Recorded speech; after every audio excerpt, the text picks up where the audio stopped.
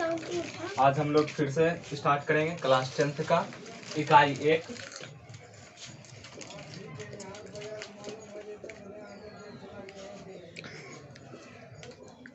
जय मां शारदे।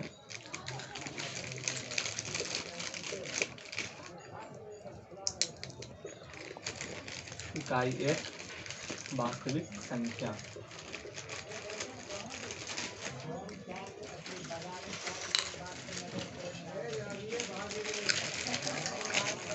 बहुत सारे बच्चों को सम संख्या, विषम संख्या, भाज्य संख्या, अभाज्य संख्या, परिमेय संख्या, अपरिमेय संख्या में दिक्कत होती है, तो आप लोग ध्यान दीजिएगा। तो सबसे पहले मैं आप लोग को सम संख्या के बारे में बताता हूँ। सम संख्या वैसी संख्या जो 2 से पूरी तरह से विभाजित हो। वैसी संख्या जो 2 से पूरी तरह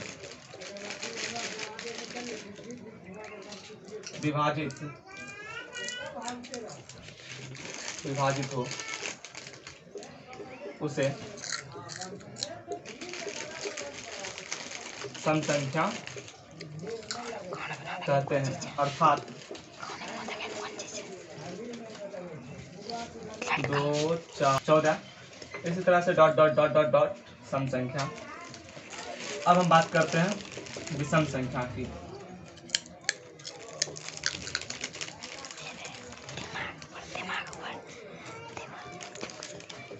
वैसी संख्या या वास्तविक संख्या बोल सकते हैं आप लोग। वैसी संख्या जो 2 से पूरी तरह विभाजित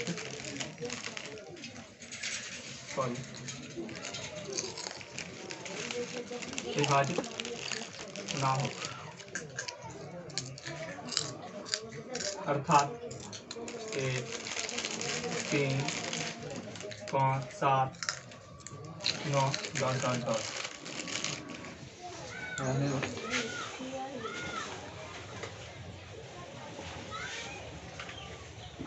आप लोग इसे अच्छे से नोट करते जाएंगे।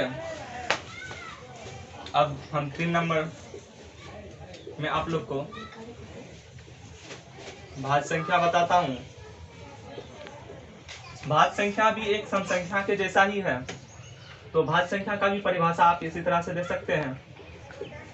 वैसी संख्या जो 2 से विभाजित हो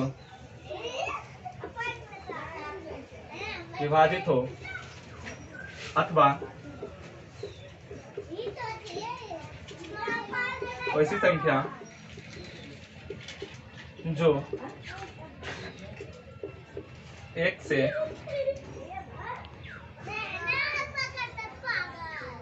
स्वयं से और अन्य संख्या से भी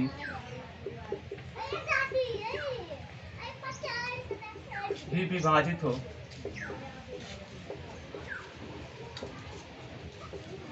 उसे भाज्य संख्या कहते हैं। जैसे में 2, 4, 6, 8 डॉट डॉट डॉट। इसमें आप क्या देख रहे हैं कि 2 से तो ये पूरी तरह से विभाजित है ही, और ये 1 से और स्वयं से, मतलब 2 को भाग देंगे तो 1 से तो 2 बार में पूरी तरह से कट जाती है, और 2 को स्वयं से ही मतलब 2 से ही देंगे तो 1 से, तो 2 इकाई 1। तुम लोग हल्ला मत करो, बोल रहे हैं बाहर में आके। आना है अंदर, चुपचाप आओ, देखो, लेकिन हल्ला नहीं करो, ठीक है? ठीक है, इससे कोई दिक्कत नहीं। आप इस तरह से देख सकते हैं। अब हम 4 लेके देखते हैं। तो 4 को जैसे लेते हैं तो 1 से करेंगे, तो 4 से लगाएंगे तो 4 पूरी तरह से कट चुकी है। फिर 4 को 2 से लगाएं, मतलब क्या, 1 और स्वयं की वजह से एक और अन्य संख्या भी आई हुई है, तो 2 से, तो 2 दूनी 4 कट चुका। और फिर 4 को एक स्वयं संख्या 4 से लगाएंगे तो 1 बार में। ये हो गई भाज्य संख्या। तो आप लोग भाज्य संख्या को समझ चुके हैं। अब हम बताएंगे अभाज्य संख्या।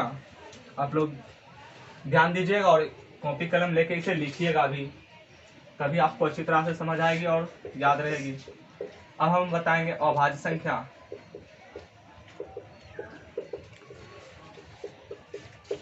वैसी संख्या जो 2 से विभाजित ना हो अथवा वैसी संख्या जो स्वयं एवं एक से ही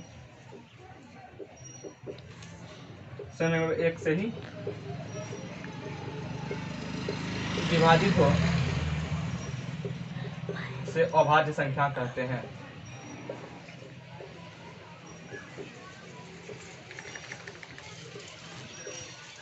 जैसे एग्जांपल में आप लोग देख सकते हैं 2 को हम 2 से विभाजित कर सकते हैं, लेकिन अभाज्य संख्या में एक सम अभाज्य संख्या ये कहलाती है। सम अभाज्य संख्या, इस पे आप ज्यादा गौर करेंगे। ये अपवाद है और ये ऑब्जेक्टिव क्वेश्चन में लगातार पूछे जाने वाले प्रश्न है कि एक सम अभाज्य संख्या बताए, तो एक ही पूरे अभाज्य संख्या में एक ही सम अभाज्य संख्या वो 2 है। अब लेते हैं 3, उसके बाद 5, फिर 7। अब देखिए क्या है, 3 को हम 1 से ही भाग लगा सकते हैं और स्वयं से ही। इसके अलावे ये किसी भी अन्य संख्या से भाग नहीं लगती है। उसी प्रकार आप 5 को भी देख सकते हैं। 5 को 1 से ही लगाएंगे तो 5 बार में लगेगी, फिर 5 को 1 से लगाएंगे तो 5। तो हम परिमेय संख्या पहले से लिख चुके हैं और थोड़ा देर पहले तो हम आपको बताए थे अभाज्य संख्या। अभाज्य संख्या एक विषम संख्या के क्रम जैसा ही है। विषम संख्या के क्रम के जैसा ही, जैसा कि आप लोग देख सकते हैं एक और आप लोग ध्यान देंगे, एक जो है अभाज्य संख्या नहीं है। अभाज्य संख्या जब भी स्टार्ट होगा तो 2 से और 2 क्या है, सम अभाज्य संख्या। सम अभाज्य संख्या, इसको ध्यान में रख के चलेंगे। एक अभाज्य संख्या है ही नहीं, 2 है तो वो सम अभाज्य संख्या है। अब स्टार्ट होता है 3 से, तो 3 एक अभाज्य संख्या भी है, एक विषम संख्या भी है। 5 एक अभाज्य संख्या भी है, एक विषम संख्या भी है। फिर 7 एक विषम संख्या भी है, एक अभाज्य संख्या भी है। अब बात करेंगे 9 की, तो 9 अभाज्य संख्या नहीं है बट विषम संख्या है। अब यहाँ पे 9 विषम संख्या और अभाज्य संख्या एक ही क्रम के जैसा है, तो 9 अभाज्य संख्या क्यों नहीं। तो हम अभाज्य संख्या का एक शुद्ध परिभाषा दिए थे कि वैसी संख्या जो 1 से और स्वयं से विभाजित हो, जो 1 और स्वयं से विभाजित हो वही अभाज्य संख्या कहलाती है। तो यहाँ पे 9 को हम 1 से भी लगा सकते हैं, फिर देखें इसे हम 3 से भी लगा सकते हैं। तो ये एक अन्य संख्या आ चुकी है, 1 और स्वयं के अलावे। अब स्वयं से लगाते हैं इसे, तो इस तरह से 9 नहीं होगी। 9 के बाद 11 होगी। 11 एक विषम संख्या भी होगी, एक अभाज्य संख्या भी होगी। उसी प्रकार से फिर 13 आ जाएंगे, 17 आ जाएंगे। इस तरह से इनका क्रम बढ़ते जाएगा। अब हम बात करेंगे परिमेय संख्या की। तो परिमेय संख्या को अच्छा से आप लोग समझिएगा, आप लोग के लिए ज्यादा ही महत्वपूर्ण है। तो परिमेय संख्या का सबसे अच्छा उदाहरण और सबसे अच्छा परिभाषा वैसी वास्तविक संख्या, वास्तविक संख्या बोलिए या सिर्फ ओनली वैसी संख्या जिसे P/Q के रूप में लिखा जा सके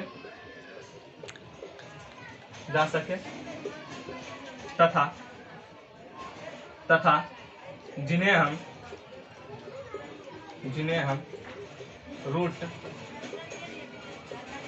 के अंदर से बाहर निकाल सकते हैं।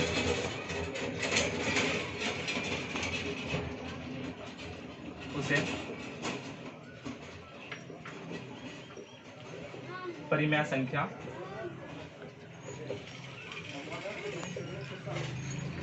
ये सरल एवं छोटा परिभाषा ही और सटीक परिभाषा है मेरे लिए। तो आप यहाँ पे ध्यान दीजिएगा कि ऐसी वास्तविक संख्या जिसे p बटे q के रूप में लिख सकते हैं, p बटे q के रूप में लिखेंगे जहां q बराबर 0 नहीं होनी चाहिए। तो आप इस पे ध्यान दीजिएगा और जिसे हम रूट से बाहर निकाल सकते हैं, जैसे √9 को हम लिख सकते हैं 3। तो अब ध्यान दीजिएगा p बटे q का रूप का मतलब है जैसे आप कोई भी संख्या ले लीजिए 2/1, यहाँ पे क्या है बटे में 0 नहीं है। उसी प्रकार 5/7, 2/9 आप कुछ भी लिख सकते हैं। अब जैसे हम एक दूसरे परिभाषा में लिखें जिसे हम रूट से बाहर निकाल सकते हैं, तो √9 को बाहर निकालेंगे तो 3 हो जाएगा। उसी प्रकार √25 को बाहर निकालेंगे तो 5 हो जाएगा। तो अब क्या हम √15 लिखते हैं? √15 बराबर इज नॉट परिमेय संख्या।